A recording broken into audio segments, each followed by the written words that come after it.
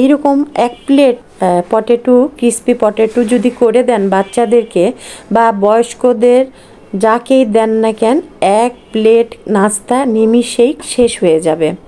আসসালামু আলাইকুম viewers, welcome to my channel. আম্মুর সারাবেলা থেকে আমি রুনা ইসলাম। এই তো বিকালের চায়ের সাথে কিছু নাস্তার জন্য রেসিপি নিয়ে চলে এসেছি আমার পাকের ঘরে। তো এই যে ছোট ছোট দেখতেই পাচ্ছেন এই ক্রিস্পি চিজ পটেটো, তো এটা তৈরি করে নেওয়ার কিভাবে তৈরি করে নিতে পারি, কি কি দিয়ে এটা তৈরি সব কিছুই দেখিয়ে দিব, আর সাথে দাঁড়িয়ে দাঁড়িয়েও আপনাদের রান্না করেও দেখিয়ে দিব। চলেন দেখে নেওয়া যাক। এই যে এখানে একটা বড় আর দুইটা মাঝারি সাইজের আলু নিয়ে নিয়েছি, 3টা মোট। এটা সিদ্ধ করে নিয়েছি আমি প্রেসারে। তো বেশি লেন্দি করব না ভিডিওটা, তাই তো সিদ্ধ করে নেওয়াটা আর দেখালাম না।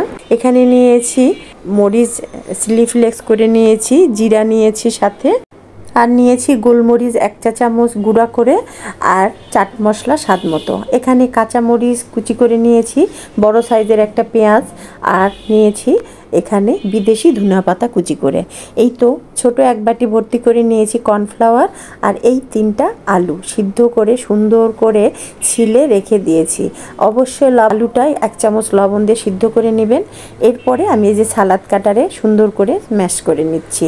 এতে করে হবে কি, কোনো গিলটি বা কোনো কিছুই থাকবে না। এটা হাতের সাহায্যে যখন আমরা স্ম্যাশ করব তখন খুব সুন্দর সফট একটা ডো তৈরি হয়ে যাবে। ঝটপট করে নিলাম। 3টা আলু কি সুন্দর করে দেখেন কুচিয়ে নিয়েছি।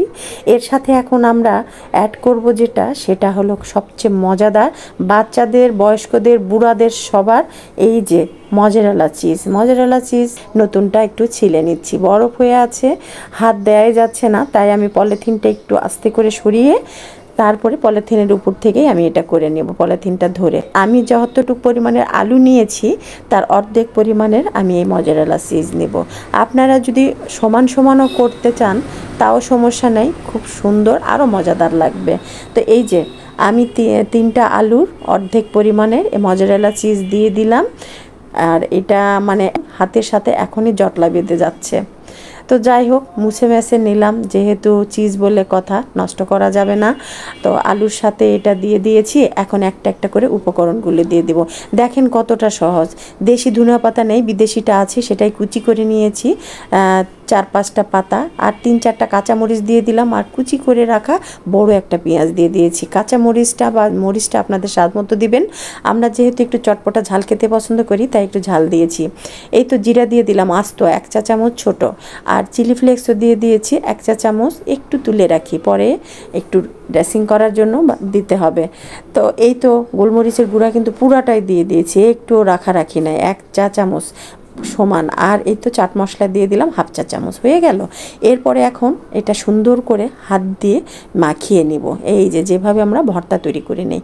দেখেন নাস্তাটা এতটা সহজ, আপনি 5 মিনিটের মধ্যেই সব যদি আপনার ঘরে রেডি থাকে আপনি করে নিতে পারবেন। বাট আলুটা, এই যে আমি প্রতিদিন বলে থাকি 10 মিনিট, 5 মিনিট, 20 মিনিটে নাস্তা তৈরি, হ্যাঁ বলছি। এখানে একটু দিয়ে দিলাম হলুদ গুঁড়া 1/2 চা চামচের অল্প, আর দিয়ে দিয়েছি একটু ধুনা 1/2 চামচের অর্ধেক চামচ, স্বাদ মতো লবণ। ভুলে যেন না, লবণটা কিন্তু স্বাদ মতো দিতে হবে। আলুতে কিন্তু আমি লবণ দিয়েই সিদ্ধ করে নিয়েছিলাম, তাই এটা আপনার পরিমাণটা বুঝে নিতে হবে। সাথে দিয়ে দিচ্ছি এখন অল্প অল্প করে, একবারে দিব না, বারবার দিয়ে হাতের সাথে মিশিয়ে নিব এই ডোটা সুন্দর করে, আলু আর চিজের ডোটা কর্নফ্লাওয়ারই দিতে হবে। এখানে কিন্তু ময়দা বা আটা কিছুই দেওয়া যাবে না। আমি 3বারে এই কর্নফ্লাওয়ার, ছোট এক বাটি কর্নফ্লাওয়ার কিন্তু বেশ পুরাটাই ভালো করে দিয়ে একটা ডো তৈরি করে নিয়েছি। আবার 2-3 টেবিল চামচ নিয়ে নিলাম এখানে ময়দা। এরপরে আপনার যদি কর্নফ্লাওয়ার থাকে তাহলে অবশ্যই কর্নফ্লাওয়ার দিয়ে নেবেন, কর্নফ্লাওয়ারটা দিলেই ভালো হয়। যদিও এটা খুব একটা বেশি লাগবে না। হাতে কিন্তু অল্প একটু ঘি নিয়ে ডোটা শেষের দিকে এসে একটু মসৃণ করে নিয়েছি, তা না হলে হাতে কেমন যেন একটা আঠালো ভাব হয়েছিল। এই তো এখন হাত দিয়ে চেপে নিচ্ছি পিঁড়ির উপরে। এরপরে বেলনাটা দিয়ে আস্তে আলতো করে একটু বেলে নেব। এই যে হলো, খুব একটা গোল হয় নাই, কিন্তু যা হয়েছে তাই সই। চিজ আছে আর যে গরমের দিন আস্তে আস্তে দেখি গলেই পিঘলেই যাচ্ছে। তো এটা যত তাড়াতাড়ি করা যাবে ততটাই। তো আমি আজকে স্কোয়ার শেপ দিয়ে নিব। আসলে এরকম লম্বা লম্বা করলেও কিন্তু খুবই সুন্দর লাগে দেখতে। ফিঙ্গার হয়, চিজ ফিঙ্গার রেসিপি। তো আমি আজকে এটা স্কোয়ার শেপ দিয়ে নিচ্ছি, কারণ এর আগে একদিন বাচ্চার টিফিনে আমি এটা লম্বাটে করে ফিঙ্গার শেপ করে দিয়েছিলাম। আজকে তাই আমি একটু চৌকো করে করছি, একটু মানে ভিন্ন লাগার জন্য। তো যাই হোক, এই তো করে নিচ্ছি ঝটপট করে, দেখতেই পাচ্ছেন। এখানে পুরা ডোটা আমি অর্ধেক অর্ধেক করে লেচি কেটে নিয়েছি। এরপরে একটা ট্রের উপরে একটু ময়দা ছিটে দিয়ে এখন আস্তে আস্তে করে চাকুর মাথা দিয়ে আমি এটা তুলে নেব। স্কোয়ার শেপগুলা যেহেতু আগেই বলছি যে চিজটা কেমন গরমে মানে গলে আসছে, তো তাই একটু আস্তে করে তুলে নেবে। তো কিন্তু উঠে যাবে, এমন না যে ভেঙে যাবে বা গলে যাবে, তা হবে না। একটু নরম হয়েছে কিন্তু সুন্দরভাবে উঠছে, দেখেছেন? চাকুটার মাথা দিয়ে খুব সহজেই তুলে নেওয়া যাচ্ছে। তো এখানে এই কয়টা করে নিব, আর পাশে আবার একটু ডো আছে, সেটা দিয়েও আর একটা রুটি বেলে এভাবে তৈরি করে নিচ্ছি। এই তো পুরাটা ভিডিও দেখানো যাবে, কিন্তু অনেক সময় লাগবে, আর হয়তো আপনারাই ধৈর্য হারিয়ে ফেলবেন। আর আপনারা কে কোথা থেকে ভিডিওটি দেখছেন অবশ্যই আমাকে একটু কমেন্ট করে জানাবেন। এতে করে আমি আপনাদের রিপ্লাই দিতে পারবো বা আপনাদেরকে একটা ধন্যবাদ জানাতে পারবো। যদি ইউটিউব থেকে দেখেন সাবস্ক্রাইবটা অবশ্যই করে দিবেন প্রিয় ভাই ও বোনেরা।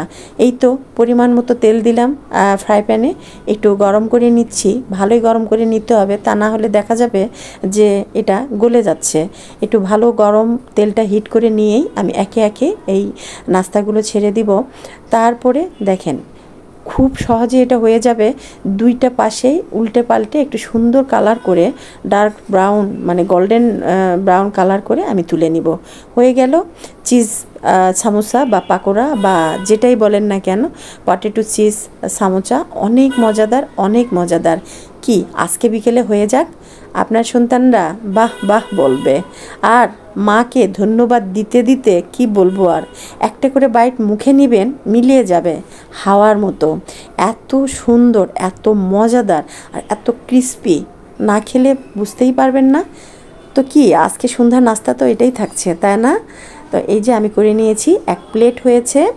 তো গরমের মধ্যে ভাজাভাজিটা আর দীর্ঘ সময় করে দেখালাম না। সকলে ভালো থাকবেন, সুস্থ থাকবেন। সুন্দর সুন্দর রেসিপি পাইতে বা খাইতে আমার পেজটির পাশেই থাকেন। আজকে এ পর্যন্তই। আল্লাহ হাফিজ, শুভ সন্ধ্যা।